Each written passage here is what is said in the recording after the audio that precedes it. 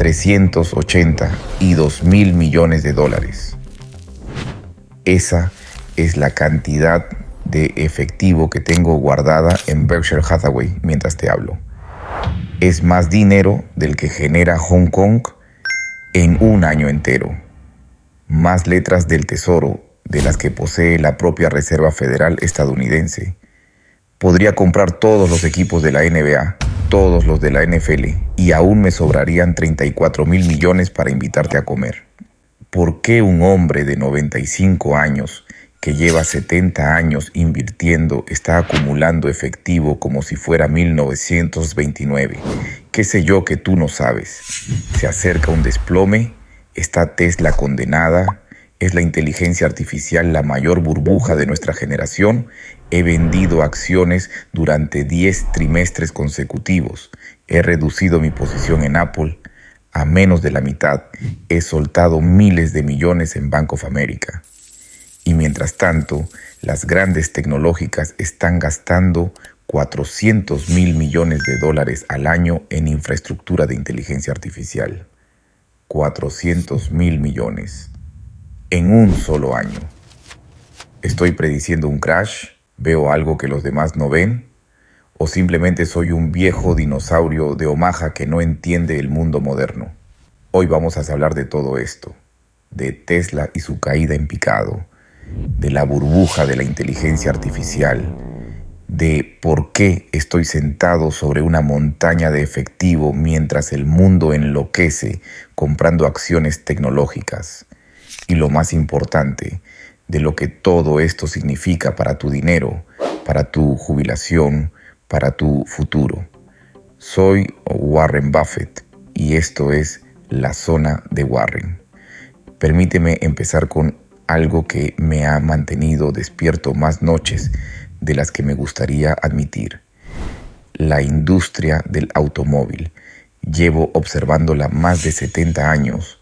Y si hay una lección que he aprendido, una lección que ha costado a los inversores miles de millones, es esta. El negocio del automóvil es un cementerio para el capital. ¿Sabes cuántas marcas de coches existían en Estados Unidos en los años 20? Más de 200. ¿Cuántas sobrevivieron? Un puñado. Y las que sobrevivieron han pasado por quiebras, rescates gubernamentales y transformaciones brutales. General Motors, la corporación más poderosa de América durante décadas, acabó en bancarrota. Chrysler estuvo al borde del abismo 2 veces. Ford sobrevivió por los pelos. Y ahora tenemos a Tesla. Antes de que saques las antorchas, déjame ser claro. Tengo un enorme respeto por lo que Elon Musk ha conseguido. El hombre ha hecho algo extraordinario. Convirtió los coches eléctricos en objetos de deseo cuando Detroit ni siquiera lo intentaba. Es un emprendedor brillante, pero la brillantez en la innovación y la brillantez para crear valor duradero para los accionistas son dos cosas completamente diferentes. ¿Quieres que te dé un número que debería helarte la sangre? Tesla cotiza ahora mismo a un ratio precio-beneficio de 287. No es una errata. 87 veces sus beneficios. Para ponerlo en contexto, BMW cotiza a 7. Apple, que considero uno de los mejores negocios del mundo, cotiza a 34. ¿Qué significa ese número en la práctica? Significa que si los beneficios de Tesla nunca crecieran, si se mantuvieran exactamente igual que hoy, tardarías 287 años en recuperar tu inversión a través de los beneficios de la empresa. Yo ya no estaré. Tú tampoco, tus tataranietos tampoco, pero espera, que la cosa se pone más interesante. En 2021 y principios de 2022, Tesla ganaba más de $14,000 de beneficio bruto por cada vehículo. Hoy ese número se ha desplomado a unos 5,000. Eso es una caída del 64% en menos de 4 años. El margen bruto del negocio automovilístico, sin contar los créditos regulatorios, cayó a apenas el 13,59% en el cuarto trimestre de 2024. ¿Sabes lo que busco en los negocios que me gusta poseer? Empresas que expanden sus márgenes con el tiempo, no empresas que los ven evaporarse como el hielo en un día de verano en Nebraska. Y ahora hablemos de las ventas, porque aquí es donde la historia se vuelve realmente preocupante. En 2024, Tesla reportó su primera caída anual de entregas en más de una década. Un 1%. Puede que no parezca mucho, pero recuerda, se supone que esta es una empresa de alto crecimiento. La acción no está valorada para caídas del 1%. Está valorada para crecimientos del 20, 30, 40% anual, pero 2024 fue solo el calentamiento. En el primer trimestre de 2025, las ventas de Tesla se desplomaron un 13%.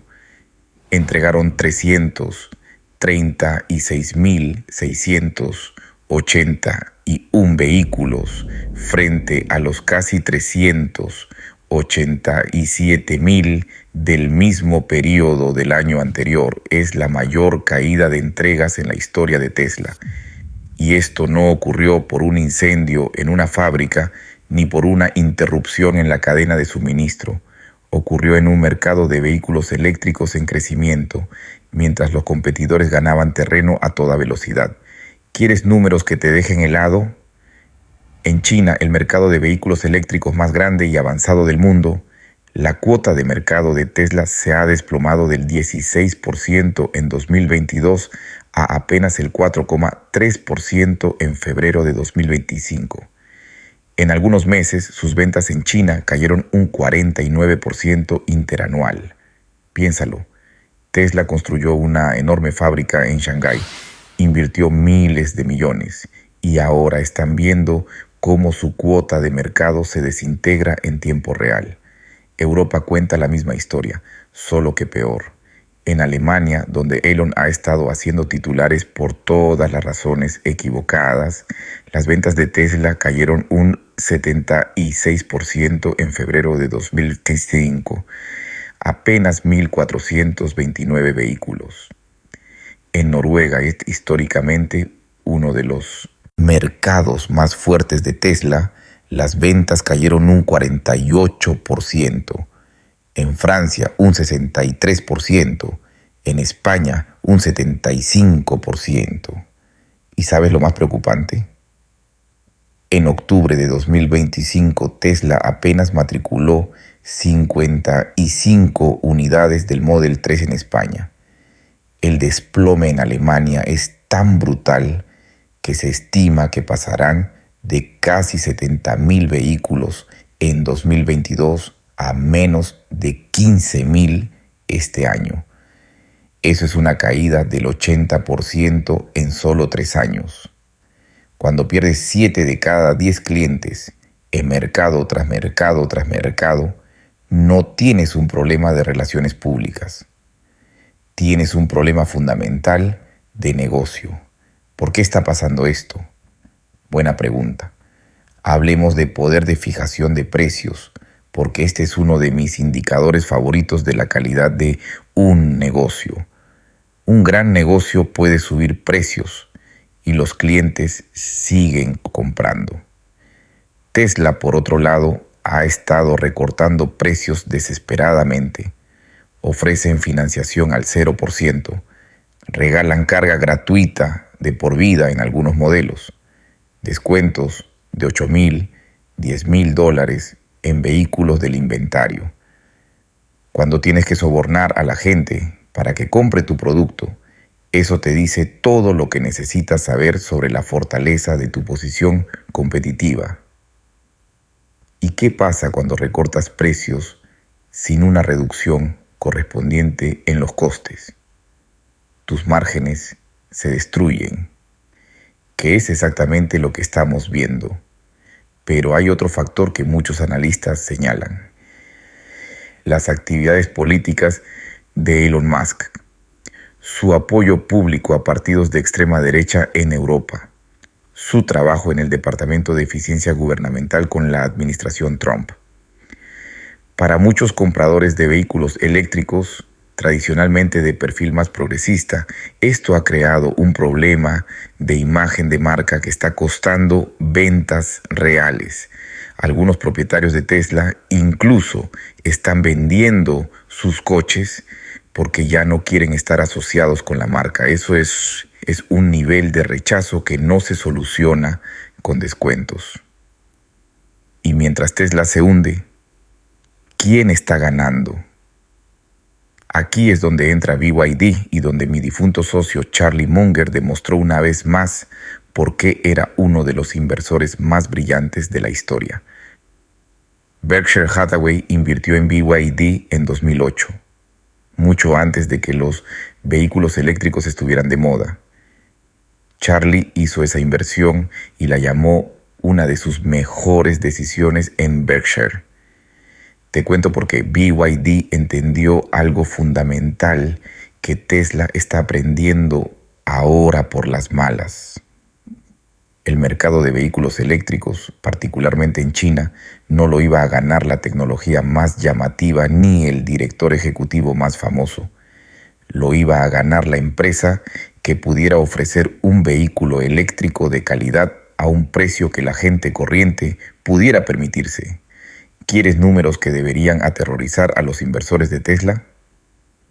En 2024, BYD vendió 1.760.000 vehículos eléctricos puros a nivel global. Tesla vendió 1.790.000, prácticamente un empate. Pero cuando incluyes los híbridos enchufables, BYD vendió 4.270.000 vehículos electrificados en total, más del doble que Tesla. Y esa brecha se está ampliando rápidamente. En los primeros 3 trimestres de 2025, BYD vendió 1.600.000 vehículos eléctricos puros, frente al 1.200.000 de Tesla. Eso es una ventaja de 388.000 vehículos. Por primera vez en la historia, Tesla ha perdido definitivamente su corona como el mayor fabricante de vehículos eléctricos del mundo. ¿Por qué está pasando esto? Empecemos por el precio. El Seagull de BYD, un coche eléctrico perfectamente aceptable, se vende por unos $9.900 de media, menos que un Honda Accord usado. El Song Plus EV de vida, que ha encontrado cientos de miles de compradores, se vende por unos $21.000. Compara eso con el modelo más barato de Tesla, que empieza por encima de los $40.000 en China. Pero no es solo cuestión de ser barato. BYD ha invertido $7.300 millones en investigación y desarrollo, significativamente más que los $4.500 millones de Tesla. Han desarrollado tecnología de carga que añade 250 kilómetros de autonomía en solo 5 minutos. Los superchargers de Tesla, que antes se consideraban punteros, tardan 15 minutos en añadir 320 kilómetros. Y aquí viene lo realmente interesante. BYD ha conseguido una integración vertical que haría sentir orgulloso a Henry Ford. Fabrican sus propias baterías, sus propios chips, sus propios motores eléctricos. Esto no es solo ahorro de costes, aunque el ahorro es enorme, es control. Cuando hay escasez de chips, BYD sigue produciendo. Cuando los precios de las baterías se disparan, los costes de BYD se mantienen estables. Han construido un foso competitivo genuino a través de la excelencia operativa y el dominio de la fabricación. Suscríbete si te está gustando el video. porque en Zona de Warren aprenderás todo sobre finanzas y economía. Déjame contarte lo que he aprendido sobre el negocio del automóvil en 70 años observándolo. Siempre hay ganadores en cualquier momento dado, empresas que parecen imparables, que todo el mundo dice que dominarán para siempre. En los años 70 eran los tres grandes americanos. En los 80 todos decían que los japoneses dominarían la industria del automóvil durante décadas. A principios de los 2000, la gente pensaba que las marcas de lujo alemanas eran invencibles. Hoy los fabricantes chinos de vehículos eléctricos están mostrando las mismas ventajas que los fabricantes japoneses tenían en los 80. Costes más bajos, mejor control de calidad, innovación más rápida y disposición a competir ferozmente en precio mientras mantienen la rentabilidad. El problema para Tesla es que los vehículos eléctricos se están convirtiendo rápidamente en un producto básico. Sí, hay diferencias entre vehículos. Algunos son más bonitos, algunos tienen mejor software, algunos cargan más rápido, pero cada vez más los consumidores toman decisiones basándose en el precio y la funcionalidad básica, no en sí están comprando la visión de futuro de Elon Musk. Dije en la reunión anual de Berkshire en 2023 que la industria del automóvil es simplemente demasiado dura. Tienes competidores mundiales que no van a desaparecer y parece que hay ganadores en cualquier momento dado, pero nadie consigue una posición dominante permanente. Tesla tuvo una fantástica racha de 10 años. Demostraron que los vehículos eléctricos podían ser deseables, rápidos y tecnológicamente sofisticados. Pero ahora están aprendiendo que ser el primero no garantiza ser el mejor. Y ser el mejor no garantiza ser rentable cuando compites contra empresas que pueden ofrecer el 80% de la calidad de tu producto al 50% de tu precio. Pero espera, que aún no hemos hablado de lo que realmente me preocupa. Y no es solo Tesla. Estamos sentados aquí a finales de 2025 y estoy viendo a las mayores empresas tecnológicas de América gastar $400 mil millones en infraestructura de inteligencia artificial en un solo año.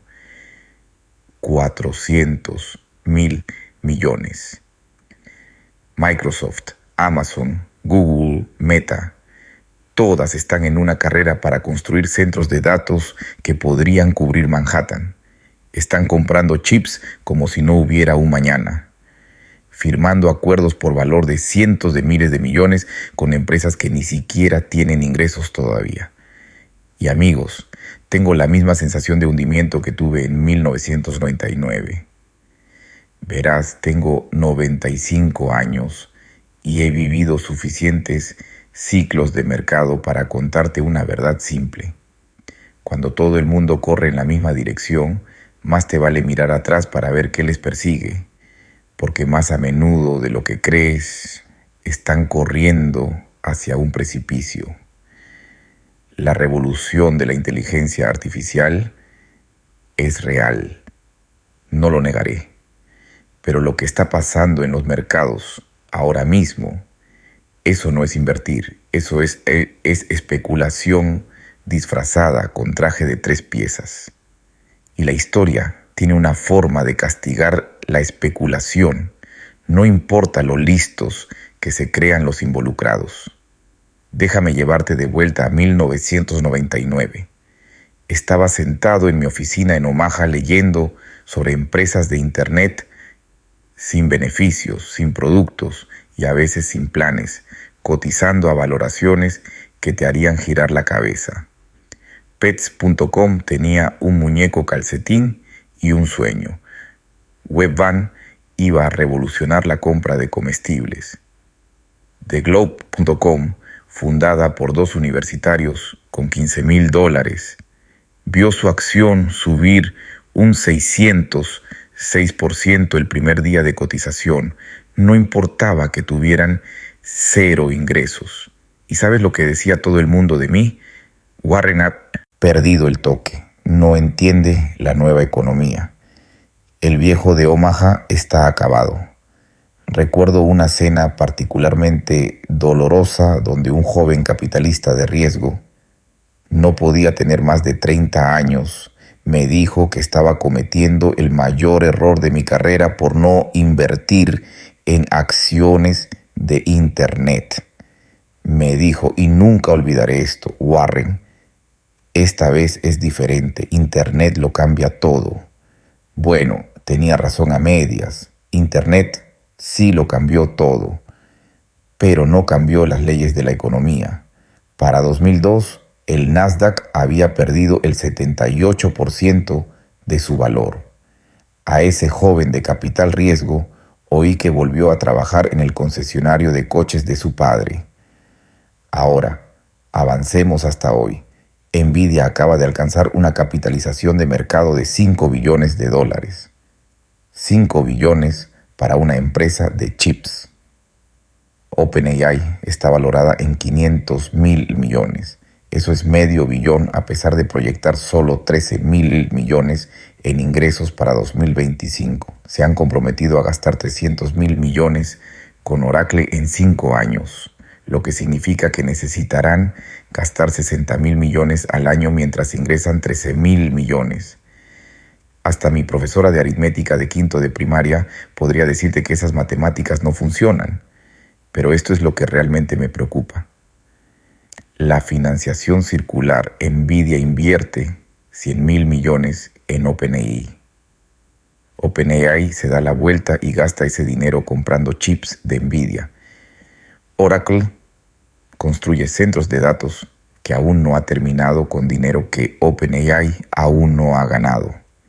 Esto es exactamente, y quiero decir exactamente, lo que vimos a finales de los 90 con las empresas de telecomunicaciones. En aquella época, empresas como Global Crossing y Level 3 Communications estaban tendiendo cable de fibra óptica a un ritmo frenético. Prestaban dinero a sus clientes para comprar sus servicios. Los clientes usaban ese dinero para comprar más capacidad. Las acciones de todos subían. Todos se sentían genios. 4 años después de que estallara la burbuja, entre el 85 y el 95% de esa fibra seguía oscura bajo tierra completamente sin usar. Corning, el mayor productor mundial de fibra óptica, vio su acción caer de $100 a $1. No invertí en ninguna de esas empresas. No porque sea listo, sino porque no entendía cómo iban a ganar dinero. Mi regla siempre ha sido simple. Si no lo entiendo, no invierto. Eso es lo que llamo mi círculo de competencia. Y he pasado 70 años manteniéndome dentro de ese círculo. Podrías preguntar, pero, Warren, ¿no te perdiste el boom de Internet? Claro que sí.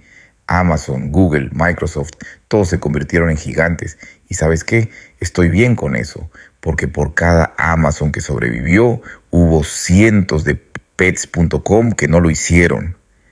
El cementerio de empresas.com muertas está lleno de inversores que pensaban que eran más listos que todos los demás. Esto es lo que la mayoría de la gente no entiende sobre las burbujas. Se construyen sobre una base de verdad. Internet era revolucionario. El comercio electrónico sí cambió el comercio minorista. La computación en la nube sí transformó los negocios. Pero la pregunta no es si la tecnología es real, es si las valoraciones tienen sentido. En 2000, el Nasdaq alcanzó un ratio precio-beneficio de 200. Léelo otra vez, 200 veces los beneficios. Hoy todavía no estamos ahí. El ratio Shiller del S&P 500 está alrededor de 40, acercándose al tercer nivel más alto en 154 años de historia del mercado.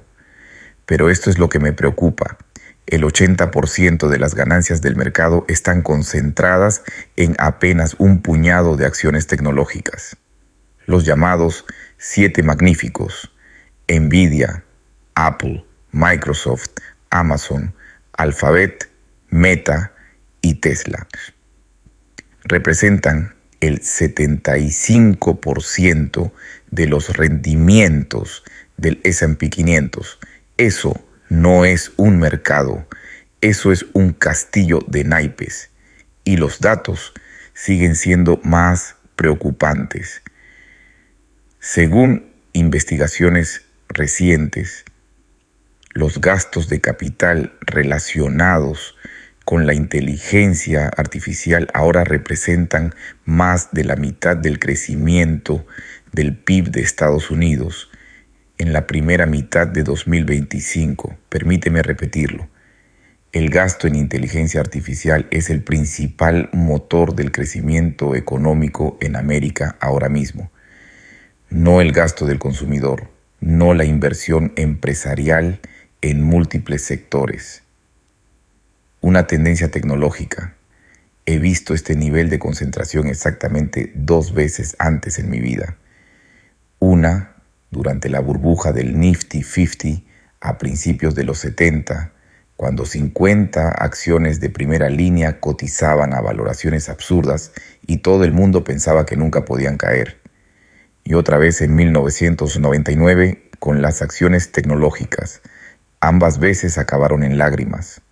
Los números de capital riesgo son aún más alarmantes.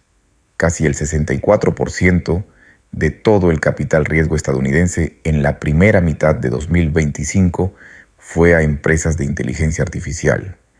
Para comparar, las operaciones de Internet solo representaron alrededor del 25% de la inversión de capital riesgo en el pico del boom de las .com.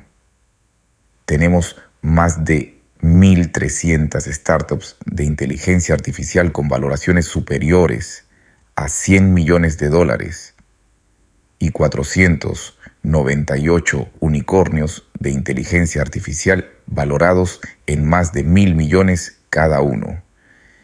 La mayoría de estas empresas no son rentables. De hecho, el 70% de las startups de inteligencia artificial financiadas siguen perdiendo dinero, pero sus valoraciones siguen subiendo porque todo el mundo tiene miedo de quedarse fuera. ¿Sabes cómo llamamos a eso en Omaha? Apostar. Charlie Munger, que en paz descanse, solía decirme: Warren, es esperar lo que te ayuda como inversor. Y mucha gente simplemente no soporta esperar. Charlie entendía algo que la mayoría de la gente en Wall Street nunca aprende. Ganar dinero en bolsa va de paciencia, no de actividad.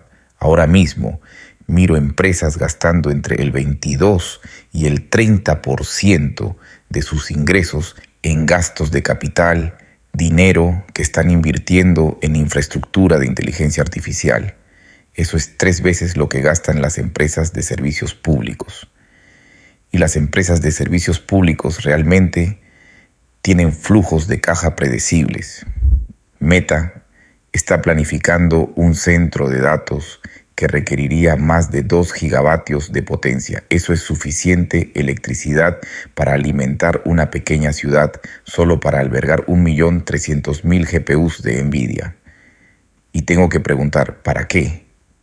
¿Para entrenar modelos de inteligencia artificial que podrían ser obsoletos en 2 años? ¿Para competir en una carrera donde todo el mundo está gastando miles de millones para quizás, posiblemente, ojalá generar retornos en algún momento del futuro lejano? Esto no es invertir, esto es especulación con esteroides. La verdad incómoda que nadie quiere escuchar es esta. Para que todo este gasto valga la pena, las empresas de inteligencia artificial necesitan generar 2 billones de dólares en ingresos anuales para 2030. Ahora mismo están generando unos 20.000 millones. Eso es un aumento de 100 veces en 5 años. No un aumento del 100%, 100 veces. He estado en este negocio desde mi 51. Nunca, y quiero decir nunca, he visto una industria escalar tan rápido mientras mantiene la rentabilidad. Desafía las leyes de la gravedad empresarial. Déjame contarte algo sobre los números. Son cosas testarudas.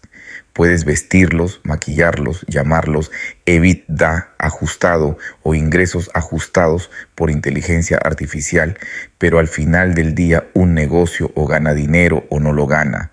Y ahora mismo los números en la inteligencia artificial no cuadran.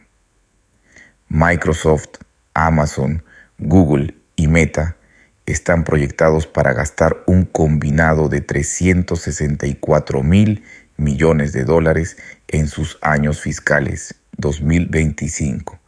Estas no son startups apostando con capital riesgo. Estas son las corporaciones más grandes y rentables de la historia del capitalismo y están gastando dinero como marineros borrachos en un permiso en tierra. Microsoft acaba de elevar su guía de gastos de capital a más de 120.000 millones para 2025. Amazon está gastando 100.000 millones. Google aumentó su previsión de 75.000 millones a 85.000 millones. Meta está en 70 a 72.000 millones y anunció que esperan un crecimiento igualmente significativo en gastos de capital en 2026. ¿Qué significan estos números en términos reales? Los 120.000 millones de Microsoft en gastos de capital son 7 veces lo que gastaban hace solo 5 años. 7 veces. Eso no es crecimiento. Eso es una transformación completa de su modelo de negocio. Y están apostando la granja a que funciona. Pero aquí es donde se pone interesante. A pesar de todo este gasto, los ingresos relacionados con la inteligencia artificial siguen siendo una fracción minúscula de su negocio total. Microsoft reportó que sus servicios de inteligencia artificial habían alcanzado una tasa anual de 13.000 millones de dólares. Eso suena impresionante hasta que te das cuenta de que están gastando 120.000 millones para generar 13.000 millones en ingresos. Eso es como gastar $9 para hacer uno. Pero Warren, podrías decir, esto es sobre el futuro. Están invirtiendo para ganancias a largo plazo. Y tienes razón, es sobre el futuro. Pero hay invertir para el futuro y luego hay especular. La diferencia es simple. ¿Puedes predecir razonablemente el retorno de esa inversión? En la era de las .com, empresas como Global Crossing gastaron 15.000 millones de dólares construyendo una red mundial de fibra óptica. La lógica era impecable. El tráfico de Internet se duplicaba cada 100 días, así que necesitaríamos capacidad masiva, excepto que construyeron de más en un 99%. Cuando la música paró, 15.000 millones en inversión valían céntimos por euro. La construcción de infraestructura de inteligencia artificial de hoy está ocurriendo incluso más rápido y a una escala aún mayor. El paralelo no es solo similar, es prácticamente idéntico. Y aquí hay algo que debería aterrorizar a cualquiera que entienda la historia del mercado. Este gasto se está financiando cada vez más con deuda. Meta acaba de organizar 27.000 millones en financiación fuera de balance. Estas empresas están asumiendo apalancamiento al mismo tiempo que hacen apuestas masivas e inciertas en tecnología que podría no dar frutos durante años si es que alguna vez lo hace. He vivido suficientes ciclos de crédito para saber que la deuda magnifica todo, tanto las ganancias como las pérdidas. Cuando las cosas van bien, la deuda te hace rico más rápido, pero cuando las cosas giran, la deuda es lo que te mata. Aprendí una valiosa lección de mi mentor, Ben Graham. Me enseñó sobre el margen de seguridad, la idea de que solo deberías invertir cuando el precio está significativamente por debajo del valor intrínseco, dándote un colchón contra errores o mala suerte. Las valoraciones de inteligencia artificial de hoy no tienen margen de seguridad. Asumen que todo sale bien, ejecución perfecta, progreso tecnológico continuo, demanda ilimitada, sin competencia, sin disrupción. En mis 70 años invirtiendo, he aprendido que raramente todo sale bien. Normalmente algo sale mal. A veces todo sale mal. Por eso necesitas un margen de seguridad. Déjame darte un ejemplo concreto. Cisco Systems era la niña bonita de la era .com. Los picos y palas de la revolución de Internet. En su pico, en marzo de 2000, Cisco tenía una capitalización de mercado de 555.000 millones de dólares, convirtiéndola brevemente en la empresa más valiosa del mundo, la acción cotizaba a un ratio precio-ventas de 35 y un ratio precio-beneficio por encima de 200. Todo el mundo decía que Cisco era diferente. Tenía ingresos reales, beneficios reales, productos reales. No era una startup descabellada. Y tenían razón. Cisco era diferente. Sobrevivió al crash. Pero la acción cayó un 86% desde su pico. Incluso hoy, 25 años después. Cisco cotiza por debajo de su máximo del año 2000. Piensa en eso. Si compraste Cisco en el pico del mercado pensando que estabas invirtiendo en un líder tecnológico sólido y rentable, seguirías bajo el agua un cuarto de siglo después. Y eso sin contar la inflación. Ahora mira Nvidia. Cotiza a una capitalización de mercado de 5 billones de dólares. ¿Es Nvidia una buena empresa? Absolutamente. ¿Está revolucionando la computación? Sí. ¿Tiene ingresos y beneficios reales? Sí, a ambas cosas. ¿Pero vale 5 billones? Ahí es donde tengo mis dudas. Para que esa valoración tenga sentido, todo tiene que salir perfectamente. La demanda de inteligencia artificial tiene que seguir creciendo exponencialmente. No pueden surgir amenazas competitivas. La empresa tiene que mantener su poder de fijación de precios. Los cambios tecnológicos no pueden hacer obsoletos los diseños de chips actuales. La economía global tiene que mantenerse fuerte. Son muchas cosas que tienen que salir bien. Y en mi experiencia, cuando necesitas que todo salga bien, algo normalmente sale mal. Charlie Munger solía decirme: todo lo que quiero saber es dónde voy a morir, para no ir nunca allí. Hablaba de evitar errores obvios, y el error más obvio en inversión es pagar demasiado por un activo, no importa lo bueno que sea ese activo. Podría comprar la mejor casa de España, pero si pago 10 veces lo que vale, es una mala inversión. El mismo principio se aplica a las acciones. El precio importa. La valoración importa. El entusiasmo de la multitud no cambia las matemáticas fundamentales del valor. Ahora mismo la multitud está muy entusiasta con la inteligencia artificial. Y entiendo por qué. La inteligencia artificial es impresionante, cambiará el mundo. Pero Internet también lo cambió. Y eso no evitó que el crash de las .com borrara billones en riqueza. Aquí hay algo que la mayoría de la gente no se da cuenta.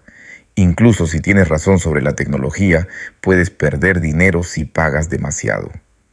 Me equivoqué sobre el impacto de Internet. Cambió el mundo más de lo que incluso los optimistas predijeron. Pero si compraste el Nasdaq en su pico, perdiste dinero durante 15 años. Aunque Internet transformó la sociedad, tener razón sobre el futuro y ganar dinero en bolsa son dos cosas diferentes. La diferencia es el precio que pagas. Déjame hablarte de otro paralelo histórico que me ronda la cabeza. En los años 20 había un entusiasmo enorme por la radio. Era tecnología revolucionaria. Por primera vez podías transmitir información por el aire. Las acciones de radio se dispararon. Todo el mundo quería entrar. RCA, la empresa de radio dominante, vio su acción subir de $85 en 1928 a un pico de 549 en 1929. Luego vino el crash. Para 1932, RCA había caído a $18. Tardó 27 años en volver a su máximo de 1929. La radio sí cambió el mundo. La tecnología era revolucionaria. Los primeros inversores tenían razón sobre el impacto, pero pagaron precios que no podían justificarse por ninguna proyección razonable de beneficios. Y pagaron por ese error con décadas de rendimiento inferior. Hoy veo el mismo patrón. Los inversores están pagando precios extraordinarios porque creen que la inteligencia artificial lo cambiará todo. Probablemente tengan razón en que la inteligencia artificial lo cambiará todo, pero eso no significa que los precios actuales tengan sentido. Una de las lecciones más valiosas que se ha aprendido es que el mercado de valores es una máquina de votar a corto plazo, pero una balanza a largo plazo. Ahora mismo el voto está fuertemente a favor de las acciones de inteligencia artificial. Pero eventualmente el mercado pesará estas empresas, medirá sus beneficios reales, su retorno sobre el capital, su posición competitiva. Y cuando ese pesaje ocurra, sospecho que muchas valoraciones actuales serán encontradas deficientes. La otra cosa que me preocupa es el problema de teoría de juegos que estas empresas enfrentan. Si Microsoft deja de gastar en inteligencia artificial, arriesgan quedarse atrás de Google. Si Google frena, arriesgan perder contra Amazon. Así que todos siguen gastando, aunque colectivamente probablemente estén construyendo exceso de capacidad. Es un dilema del prisionero y nadie quiere ser el primero en pestañear. Pero alguien siempre pestañea eventualmente. Quizás sea una desaceleración económica que fuerce disciplina de capital. Quizás sea una nueva tecnología que haga obsoletas las inversiones actuales. Quizás sean simplemente inversores demandando rentabilidad en lugar de crecimiento a cualquier coste. Lo que lo desencadene, las dinámicas cambiarán. Y cuando lo hagan, las acciones que han subido a niveles insostenibles volverán a tierra. Ha pasado con los ferrocarriles, la radio, la electrónica, la biotecnología, Internet. Y pasará con la inteligencia artificial. No sé cuándo. Nadie lo sabe. Cualquiera que te diga que puede cronometrar el mercado te está mintiendo a ti o a sí mismo. Pero sé que pasará porque siempre pasa. Las burbujas siempre estallan. La gravedad siempre gana. La pregunta no es si habrá una corrección. La pregunta es si estarás posicionado para sobrevivirla y quizás incluso beneficiarte de ella.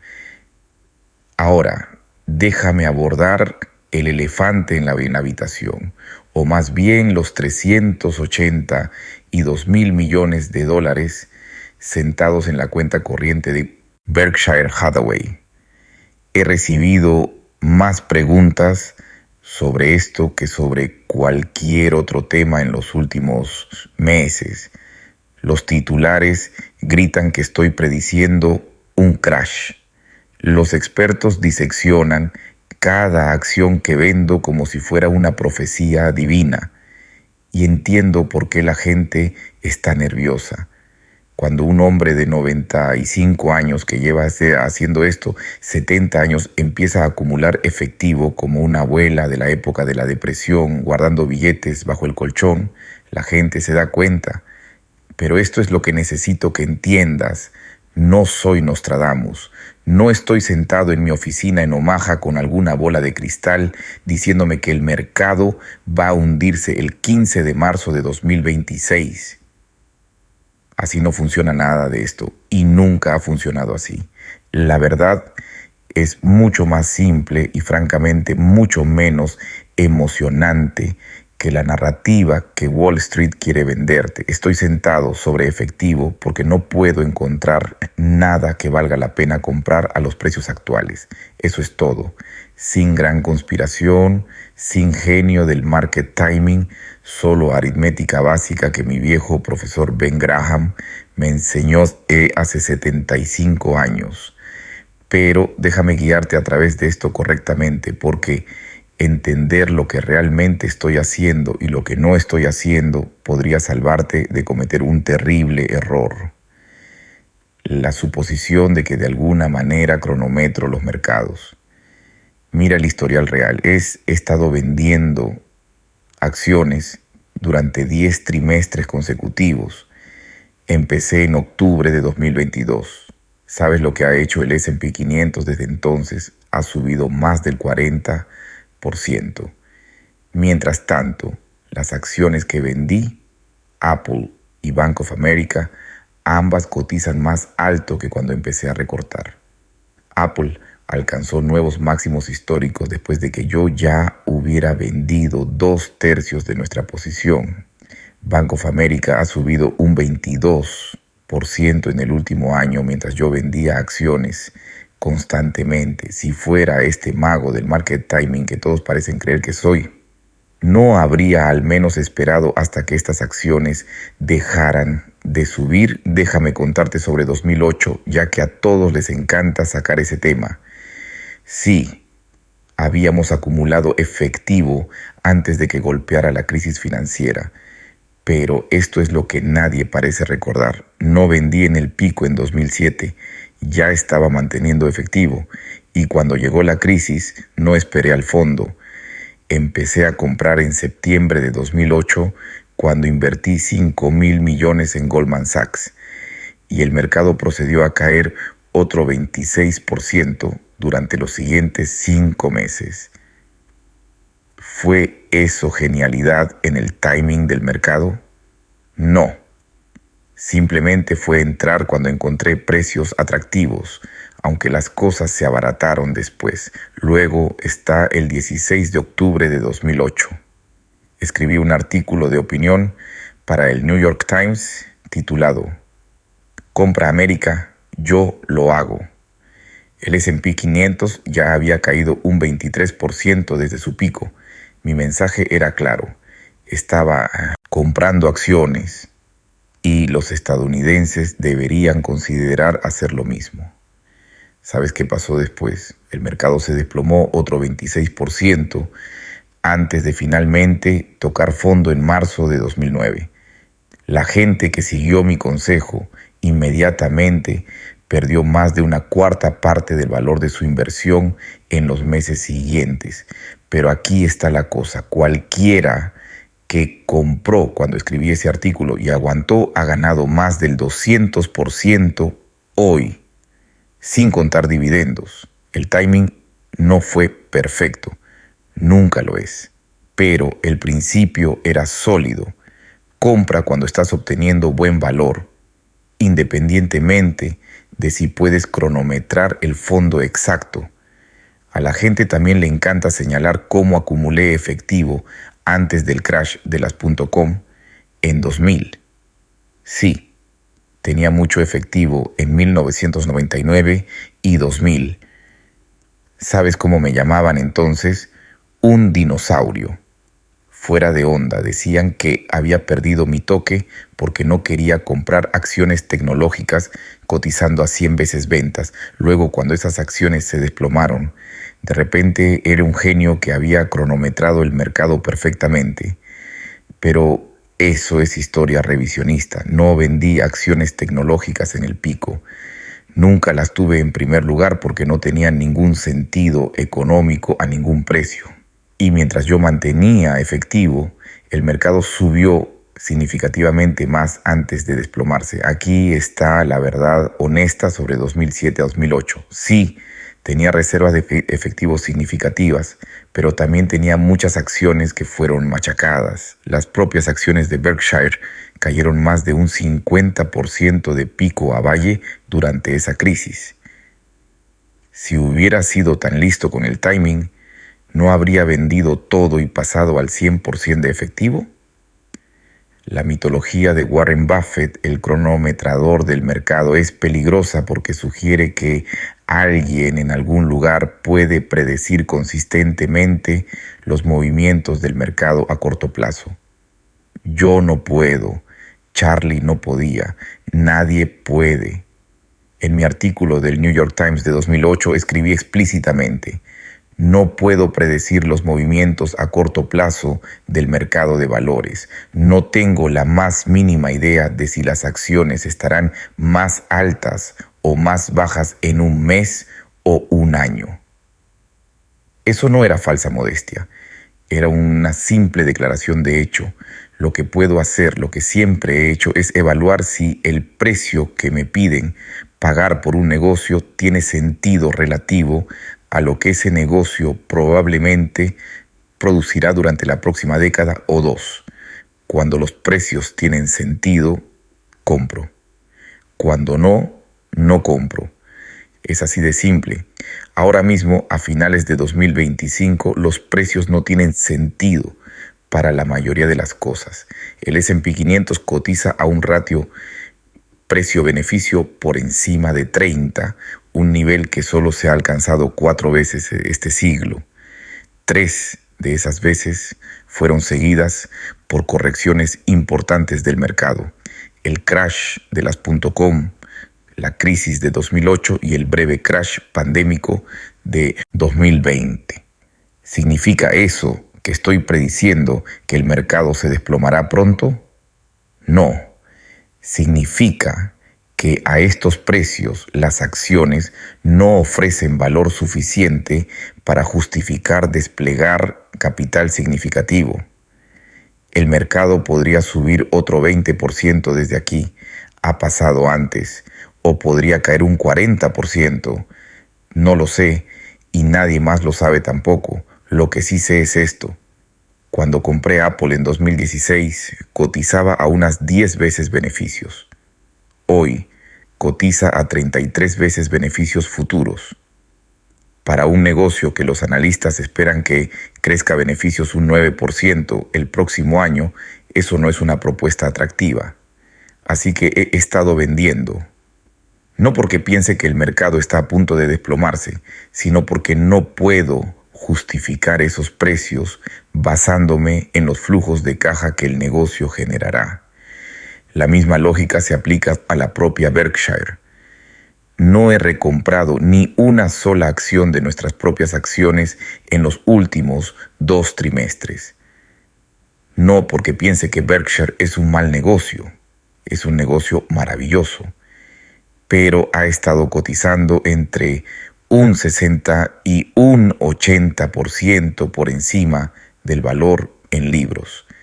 A esos precios, recomprar acciones destruiría valor para los accionistas restantes. Así que no lo hago.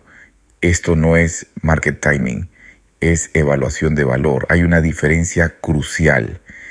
Déjame ser muy directo sobre lo que está pasando en Berkshire ahora mismo, porque la especulación se ha descontrolado. Estamos sentados sobre 380 y 2.000 millones de dólares en efectivo y letras del Tesoro a corto plazo en el tercer trimestre de 2025. Eso es más que el PIB de Hong Kong. Son más letras del Tesoro de las que tiene la propia Reserva Federal. Este es suficiente para comprar cada equipo de la NFL, cada equipo de la NBA y tener 34.000 millones sobrantes para el almuerzo. Y cada tertuliano en televisión quiere saber qué significa. Esto es lo que significa. No puedo encontrar nada que valga la pena comprar a precios que tengan sentido. Eso no es una predicción del mercado, es una evaluación de valoración. Hay una diferencia enorme. Mira, Berkshire es una empresa de $1.100.000.000.000. El número de empresas que puedo comprar que realmente moverían la aguja para nosotros es vanishingly pequeño. Como escribí en nuestro informe anual de 2023, solo queda un puñado de empresas en este país capaces de mover realmente la aguja en Berkshire y han sido examinadas sin fin por nosotros y por otros. Cuando estás gestionando $600.000.000.000 en activos invertibles, no puedes comprar acciones de pequeña capitalización. No puedes picotear situaciones interesantes con capitalizaciones de mercado de 500 millones. Necesitas elefantes. Y los elefantes son caros ahora mismo. Pero aquí está lo que todo el mundo se pierde. No me siento incómodo manteniendo efectivo a los tipos de interés actuales. Estamos ganando alrededor del 4,5% en nuestras letras del tesoro ahora mismo. Eso es dinero sin riesgo garantizado por el gobierno de Estados Unidos. Y en el entorno actual, eso no es un mal retorno. Compara eso con los rendimientos de beneficios de las acciones.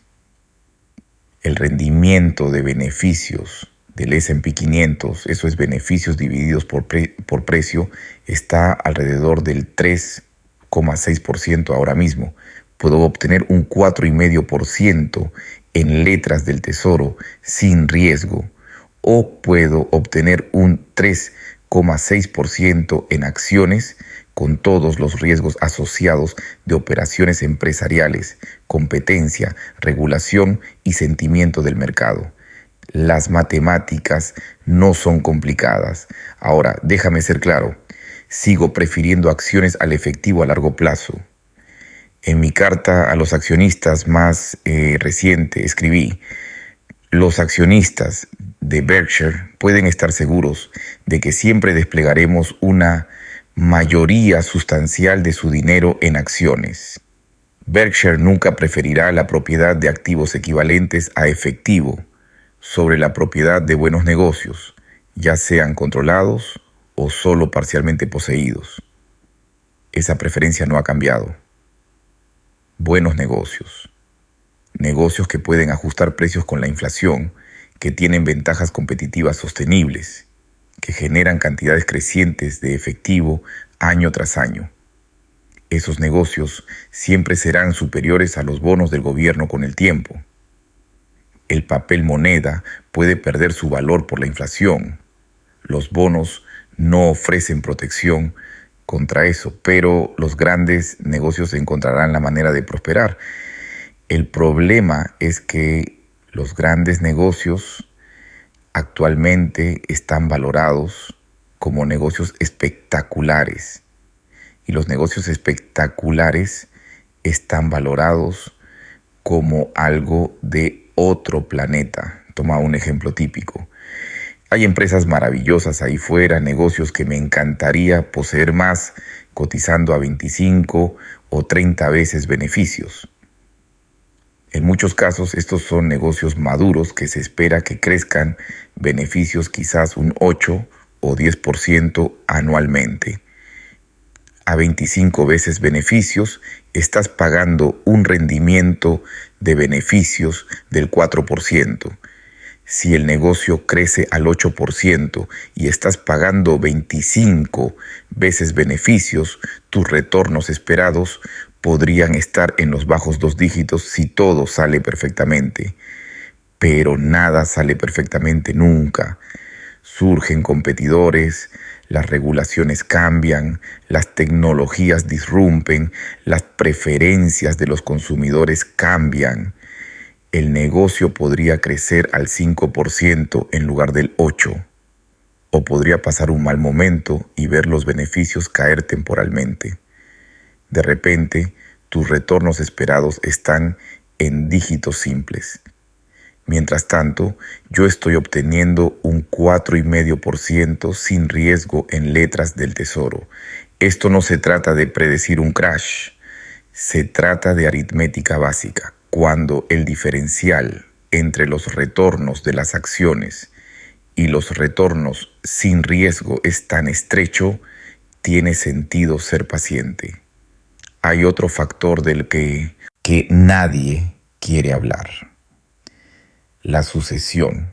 Greg Abel tomará el relevo como director ejecutivo a finales de este año. Cuando yo me retire, he sido muy deliberado en no dejarle un lío complejo que desenredar.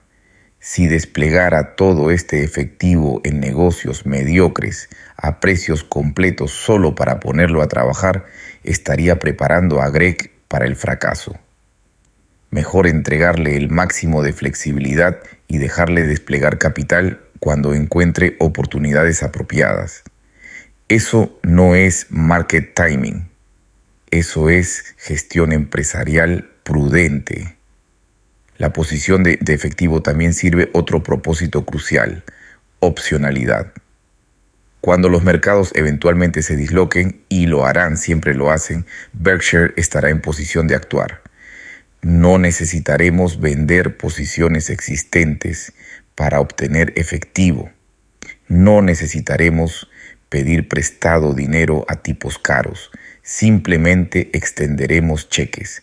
Así es como invertimos 20,000 millones durante la crisis de 2008 a 2009. Así es como compramos el ferrocarril BNSF por 44,000 millones en 2010, cuando todos los demás aún estaban curando sus heridas. Así es como siempre hemos operado. Entonces, ¿qué deberías hacer tú con toda esta información? Aquí es donde la gente se equivoca peligrosamente. El mayor error que cometen los inversores cuando ven la pila de efectivo de Berkshire es pensar que deberían copiar mis movimientos exactamente. Warren está manteniendo efectivo, así que debería vender todo y mantener efectivo también. Esto es pensamiento al revés, que puede costarte una fortuna. Primero, entiende nuestras situaciones completamente diferentes. Berkshire es una empresa de $1.100.000 millones. No puedo comprar empresas pequeñas y medianas que apenas registrarían en nuestro balance. Tú puedes. Necesito desplegar miles de millones a la vez para mover la aguja. Tú probablemente no. Tengo docenas de negocios totalmente propios, generando efectivo cada día que necesito hacer algo con él. Tú probablemente tienes un trabajo y estás invirtiendo una porción de tu nómina. Estamos jugando juegos completamente diferentes. Para el inversor típico con un horizonte temporal de 20 a 40 años, intentar cronometrar el mercado basándose en lo que yo estoy haciendo es una tontería. Déjame compartir algo de aritmética que podría sorprenderte. Desde 1999, incluso contando 2 crashes devastadores, el S&P 500 ha rentado alrededor del 9% anualmente. Un inversor que simplemente compró un fondo indexado y aguantó a través del crash de las .com, la crisis financiera de 2008, el crash pandémico de 2020, y cada corrección entre medias lo ha hecho muy bien. Mientras tanto, la gran mayoría de la gente que intentó cronometrar el mercado, que vendió cuando las cosas parecían asustadizas y compró cuando las cosas parecían seguras, ha rendido dramáticamente por debajo. Estudio tras estudio lo demuestra. El inversor promedio renta significativamente menos que el mercado mismo, porque compran caro y venden barato una y otra vez. Esto es lo que me mata. La gente me ve vender Apple y piensa: Warren está saliendo, mejor vendo yo también. Pero yo compré Apple a un precio promedio alrededor de $35 por acción, ajustado por splits. Está cotizando alrededor de 225 ahora. Estoy recogiendo beneficios de una de las mejores inversiones que he hecho nunca. Mientras tanto, alguien siguiendo mi ejemplo podría estar vendiendo a 225 ¿Para recomprar a cuánto? ¿250? ¿200? No lo saben. Solo están reaccionando a noticias sobre lo que yo estoy haciendo. Esto es una locura. Déjame decirte lo que realmente recomiendo para la mayoría de los inversores. Compra un fondo indexado del S&P 500 de bajo coste y añade a él regularmente con el tiempo. No veas las noticias financieras todo el día. No te obsesiones con cada movimiento del mercado. Simplemente sigue comprando. Si el mercado cae un 30%, eso significa que estás comprando acciones con un 30% de descuento. Esas son noticias maravillosas si eres un ahorrador neto. He dicho esto durante décadas y lo diré otra vez. El mercado de valores es un dispositivo para transferir dinero de los impacientes a los pacientes. Si no puedes soportar ver tus inversiones caer un 30 o 40% ocasionalmente, no deberías poseer acciones. Pon tu dinero en letras del tesoro y acepta retornos más bajos. Pero si puedes mantener el rumbo, la historia está abrumadoramente de tu lado. Estados Unidos ha estado en una trayectoria ascendente durante 250 años. Hemos sobrevivido guerras, depresiones, crisis financieras, turbulencias políticas e incontables predicciones de catástrofe. Las empresas estadounidenses han continuado innovando, compitiendo y obteniendo beneficios. Apostar contra esa tendencia ha sido una decisión terrible cada vez. ¿Significa eso que el mercado no puede caer desde aquí? Por supuesto que no. Absolutamente puede. Podría caer un 30% el próximo año o podría subir un 30%. No lo sé, pero esto es lo que sí sé. Dentro de 20 años, las empresas estadounidenses casi con certeza valdrán más de lo que valen hoy. Producirán más bienes, proporcionarán más servicios y generarán más beneficios. Y los precios de las acciones reflejarán esa realidad. Si tienes 20 y tantos, 30 y tantos o 40 y tantos y estás invirtiendo para la jubilación, deberías querer que los precios de las acciones caigan. Eres un comprador neto. Estarás comprando acciones con cada nómina durante los próximos 20 a 40 años. Los precios bajos son tu amigo. Cuando la gente entre en pánico y venda, deberías estar encantado porque estás comprando con descuento. Si tienes 60 y tantos o 70 y tantos y vives de tus inversiones, tu situación es diferente, necesitas algo de estabilidad. Pero incluso entonces, abandonar completamente las acciones porque Warren Buffett está vendiendo no tiene sentido. Podrías ajustar tu asignación de activos, quizás pasar del 60% en acciones al 50%. Pero cambios drásticos basados en las acciones de otra persona raramente son sabios. Y hagas lo que hagas, no entres en pánico. Los mercados suben y bajan, a veces dramáticamente. Eso no es un defecto, es una característica. La volatilidad es el precio que pagas por los retornos superiores a largo plazo que proporcionan las acciones. He vivido 14 administraciones presidenciales, numerosas recesiones, varias guerras y más pánicos de mercado de los que puedo contar. Las empresas estadounidenses prosperaron a través de todo ello. No veo razón por la que los próximos 50 años serán diferentes de los últimos 50. Déjame dejarte con esto. La decisión más importante que tomarás como inversor no es si seguir lo que estoy haciendo con el efectivo de Berkshire. Es si puedes desarrollar el temperamento para mantenerte racional cuando otros entran en pánico y cauteloso cuando otros son codiciosos. Mi pila de efectivo no es una predicción, es un reflejo de precios, oportunidades y las circunstancias específicas de Berkshire. Tu cartera debería reflejar tus precios, tus oportunidades y tus circunstancias específicas. El mercado hará lo que haga. Las acciones podrían caer un 30% el próximo año o subir un 30%. Durante un periodo de 20 años, probablemente lo harán muy bien. Eso ha sido cierto durante siglos y espero que siga siendo cierto. No intentes ser listo, no intentes cronometrar mercados. No hagas cambios drásticos basados en titulares sobre lo que yo estoy haciendo. Simplemente compra negocios sensatos a precios sensatos. O compra un fondo indexado y quédate con él. Invierte dinero que no necesitarás durante al menos 5 años, preferiblemente 10 o 20.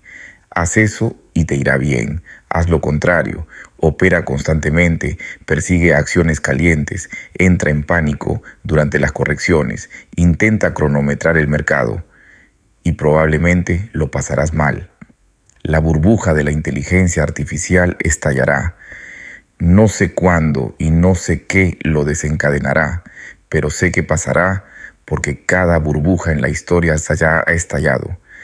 Y cuando pase, te alegrarás de haber escuchado a un viejo de Omaha que ha visto esta película antes, hace 25 años. La gente me llamaba dinosaurio por no invertir en acciones de Internet.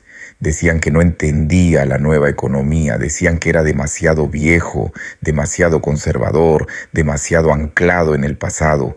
Luego el mercado se desplomó y las acciones de Berkshire duplicaron su precio mientras el Nasdaq perdía el 78% de su valor. De repente ya no era un dinosaurio, era un genio. Pero yo no cambié, el mercado cambió. Lo mismo está a punto de pasar con la inteligencia artificial.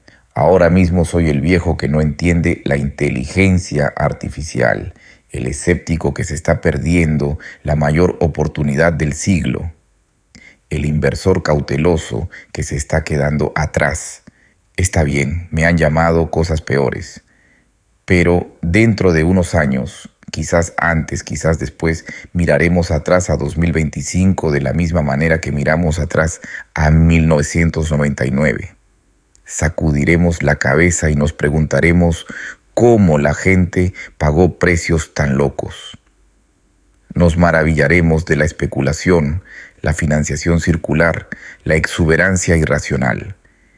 Y los inversores que preservaron su capital, que se mantuvieron pacientes, que se negaron a dejarse atrapar por la manía, serán los que estarán posicionados para beneficiarse de las oportunidades que emerjan de los escombros. Ahí es donde planeo estar. Espero que te unas a mí. Suscríbete si te ha gustado el video. Gracias y cuídate ahí fuera.